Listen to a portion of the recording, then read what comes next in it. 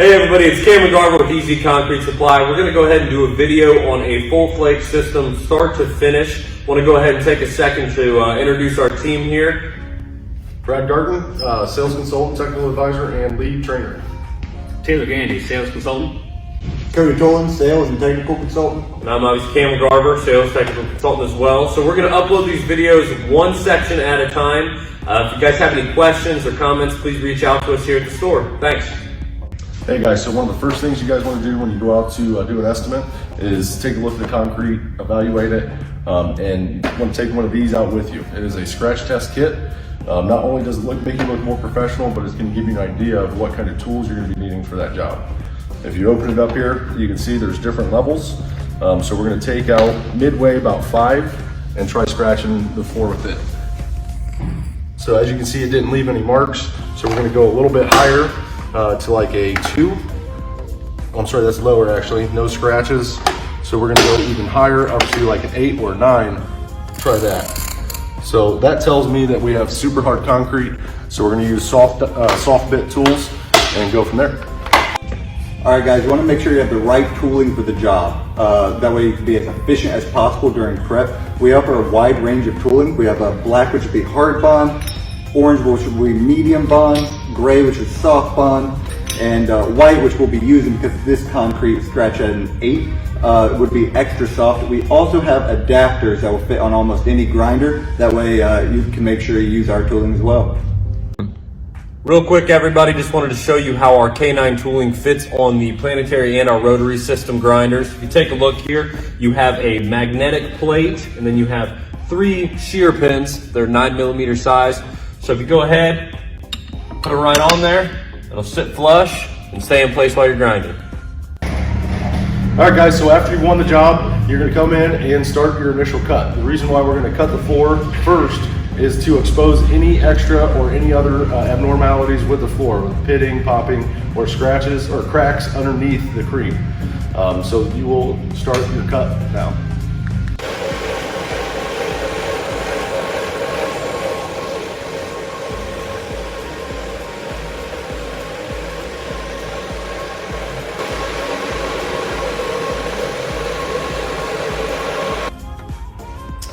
So we're going to take a break here. If you start to notice a little bit of dust piling up on the floor, your back's not keeping up with it as well as it was in the beginning, you're going to go ahead and turn your grinder off. You're going to come back to the vacuum. You're going to go ahead and kick it on.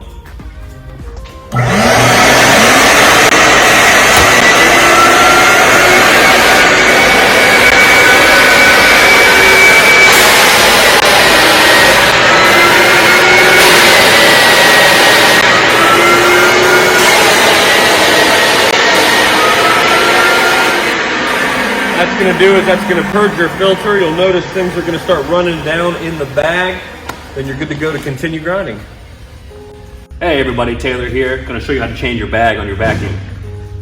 You're going to want to do this pretty frequently because cement does get pretty heavy and it's a pain in the butt to carry these things around. So you're going to take your zip tie here, tie your bag up.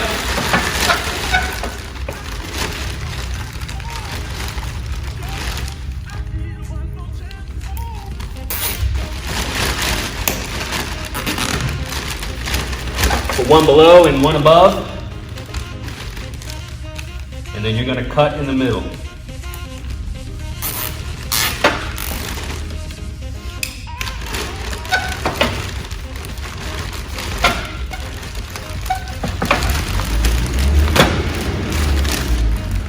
There you go.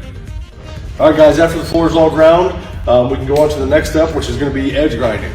Here we have the 7-inch edge grinder that we have here at Easy Concrete. Very easy to use. You have a switch, turns on the grinder, and you have a switch for a light, LED light here. Like I said, very easy operation. I do like to keep a little bit of pressure on the back trigger. If you look down at the end there, it'll actually tip it forward. So switch on and start grinding.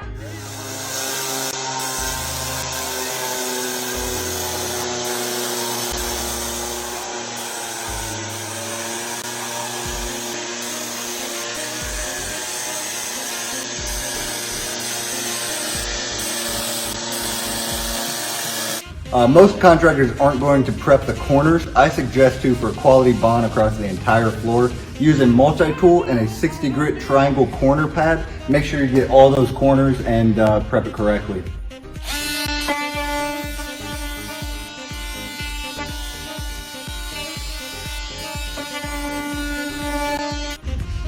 Hey guys, so after your floor is ground, you're gonna find a little bit more cracks. You're gonna take your crack chaser blade here, get in there and kind of open up the cracks a little bit more so that your crack repair gets a good, strong bond on both sides and so that the crack repair isn't just topical.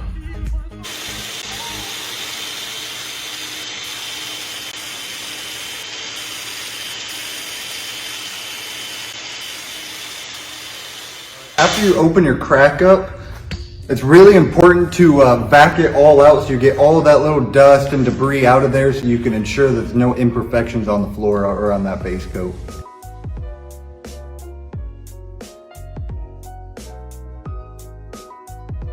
After opening the crack up and cleaning it out, you're going to want to put some sand in there so that polyurea can set up on top of it. Be sure to run a finger down it just to create sort of a trough there to catch that polyurea. Make sure it has time to set up down in that crack and to stay sturdy. Now after you get the crack opened up and filled with sand, we're going to go ahead and use our polyurea 2-gallon crack repair. It is a mix 1-to-1. You do want to have those mixes done accurately. So we're going to mix very small portions of this at a time. If you mix too much up, it'll cure on you very rapidly with the exothermic reaction. So we're going to mix small portions so it doesn't set up on us too fast. So we're going to mix, like I said, 1-to-1. We want it to be nice and accurate, but very small amounts so you don't have any product that sets up too fast on you.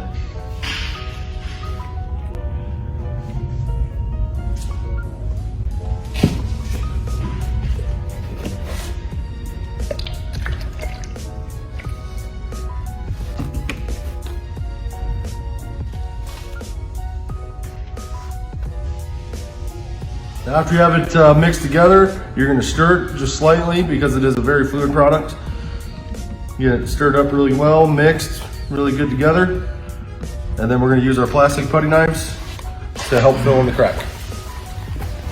And take it over here, pour it along your crack, and you want to flatten it out as much as you can with your putty knife. If you have a deep crack, you can actually use some of the sand on the floor. Make like a putty or paste and fill that in so it doesn't keep draining down into your crack below. So after you vac the floor really good, you're going to take some acetone, put some, splash it on your microfiber mop, clean the floor really well, let that evaporate and pull some moisture out of the floor. And then After you go ahead and let it evaporate off the floor, we have what's called an easy clean roller. It's like a giant lint roller. You can run this across the floor, pick up any last debris that you have, just make sure you have nothing on the floor. Today we're going to be using the Gladiator base coat. It is pre-pigmented gray. It is a 2 parts A, 1 part B ratio. The packaging's fantastic. Comes with a 5-gallon bucket. The part A, part B fits right down in the bucket, and you also have a mixing paddle. So what we're going to go ahead and do, start mixing.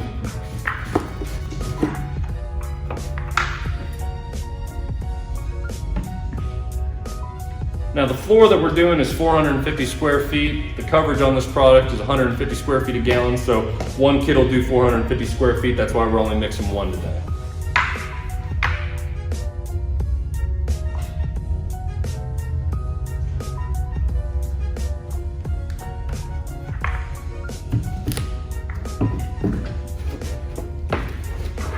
When you get the part B in, that's when the exothermic reaction is going to start. So take your paddle, mix it in for 90 seconds, give or take, get it really nice and mixed. The reason I have a second bucket here is after we get the product mixed, we will transfer this product to the floor bucket, as it's called, just to go ahead and make sure no uncured material gets in it, and we take it out to the floor and start coating.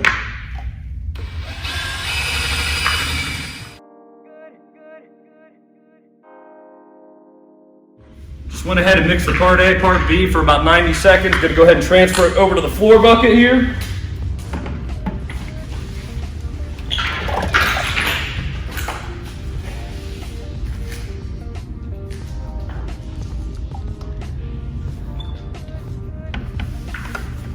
Take it on out to the floor, get going.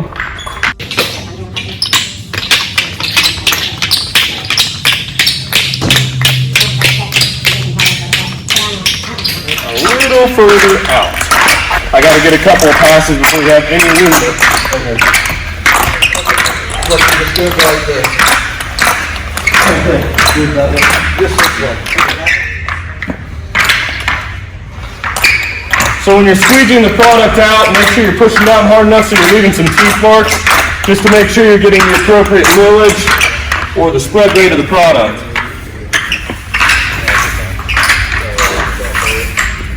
Alright, Dan, shooting opportunity on board for a wet edge. You got time. I'm gonna leave that in this video. Alright. You gotta hit every spot. You don't. That's all right. So when you go ahead and get about halfway, you're going to keep this wet edge here to go ahead and pour the remainder of your bucket into it, just so you don't have any shadowing or anything like that. Also, keep in mind when you are using this product, you have about 40 minutes work time with it. So although you need to hustle and get it out quick, you're going to have a lot more work time than you would with the polyaspartic. But stay tuned, we'll keep it going. Pouring behind me, Cody. Okay.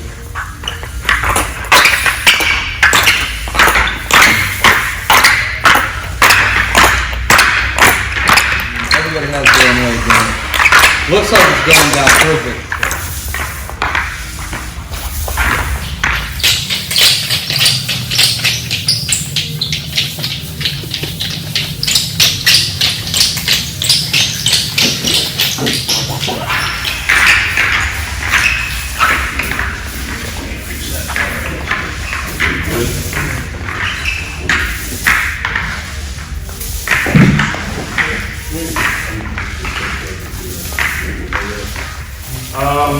So we got a new start from this.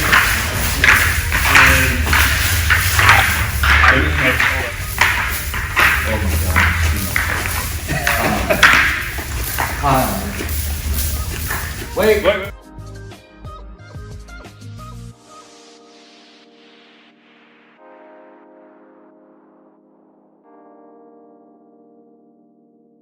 So you're going to want to stand at the back of the garage and look out towards the front. Look down and see if you can see any wet spots on of epoxy showing through the flake. If you do, flake over them. You shouldn't see that. So that wraps up the first day, guys. We got the flake down on our base coat. Gonna let it sit for 8 to 10 hours, let it cure, come back the next day, top and seal, so stay tuned. All right, so after you take your leaf blower, you blow everything into the corner of the room when you get there. You're gonna wanna go ahead and scoop it back into the box or a bucket or whatever. These flakes can actually be used for another job. They haven't been broken up or anything, just a way for you to save some money, accumulate the flakes and use them on the next job. Now after you reclaimed all that flake, it's time to scrape the floor. Gonna use a floor scraper, a little flat blade here. We sell them, they're Marshalltown. This happens to be an 18-inch. What you're gonna go ahead and do is you're gonna hold it at about a 45-degree angle. You're not gonna have to apply too much downward pressure. You're gonna go north, south, south, north, east, west, west, east. Get all 4 directions to make sure it's a nice smooth floor.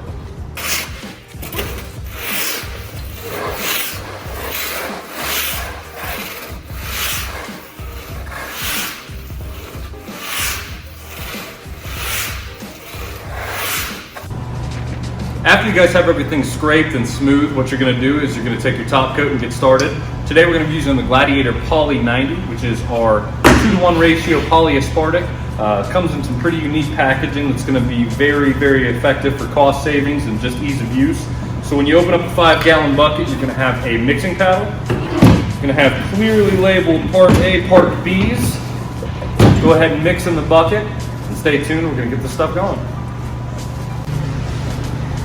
All right, we're ready to start mixing our Poly 90. Just a quick reminder, it is a 2-to-1 ratio, 3-gallon kit.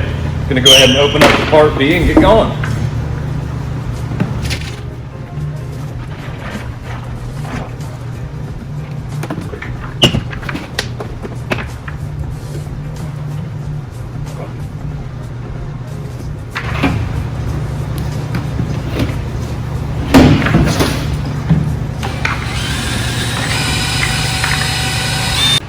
Got the product mixed. We're gonna go ahead and spread it out in the back wall like we did the epoxy, pour it out in the band. We're gonna go ahead and pull it forward. We've got 40 minutes to work with this product, so let's get started.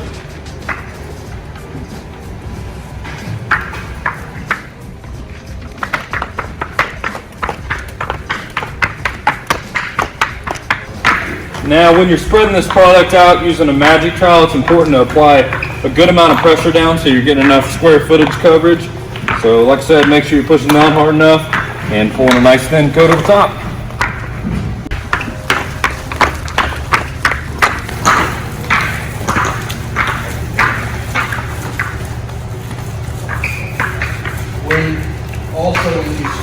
Alright guys, we're at our halfway point, so similar to the epoxy, you're going to go ahead and keep a wet edge here to pour into to make sure you don't have any issues with that.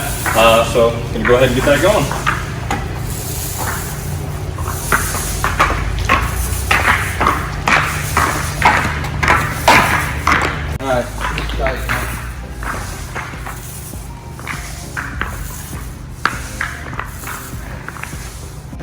After your initial back roll in one direct, well, in the opposite direction, one more time to make sure you didn't miss any spots. All right, guys, we are back the next day just to check on the floor. It cured out nicely. As you can see, we got a good reflection on top of here. Looks nice and clean. That's how you install a flake floor. Let me know if you have any questions.